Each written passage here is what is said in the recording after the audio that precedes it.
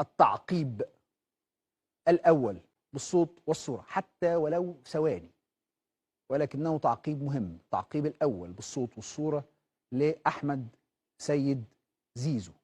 ماذا قال؟ هو التعقيب الأول والحصري والوحيد على الإطلاق خلال هذه الأزمة بالكامل بعد ما كان متواجدا في التدريبات. زميلنا محمد حسنين أجرى هذا الانفراد السريع جدا ولكنه مهم، وهناك عناوين منها هنطلع بيها.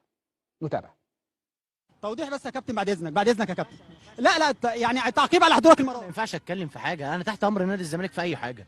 طيب لحد اخر يوم، لحد اخر حضور النهارده انا تحت امر نادي الزمالك. معلش انا اسف.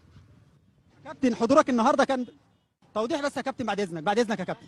لا يعني تعقيب على حضورك المره. ما ينفعش اتكلم في حاجه، انا تحت امر نادي الزمالك في اي حاجه.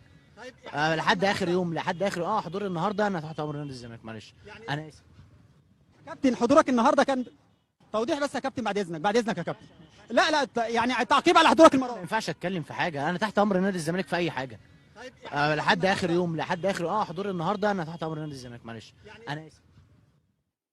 ده تعقيب زيزو. انا تحت امر نادي الزمالك، انا تحت امر نادي الزمالك في اي حاجه، انا تحت امر نادي الزمالك لحد اخر يوم في عقدي. ده كلام زيزو والذي يحمل عنوانا واضحا وصريحا في تقدير كبير جدا جدا لناديه نادي الزمالك، لانه ما زال مرتبطا بتعاقد مع نادي الزمالك. طيب هل هيبقى له تأثير؟ أنا ما أعرفش. هل هيبقى له تأثير في الموضوع في القصة كلها؟ أنا ما أعرفش، ولكنه أنا بعمل دوري الإعلامي أنا وزمايلي في البرنامج بحيث إن إحنا ننقل لكم بالظبط التصريحات أو اللي الناس بتدور عليه، هو إيه اللي بيدور في دماغه، هو إيه اللي عايز يقوله.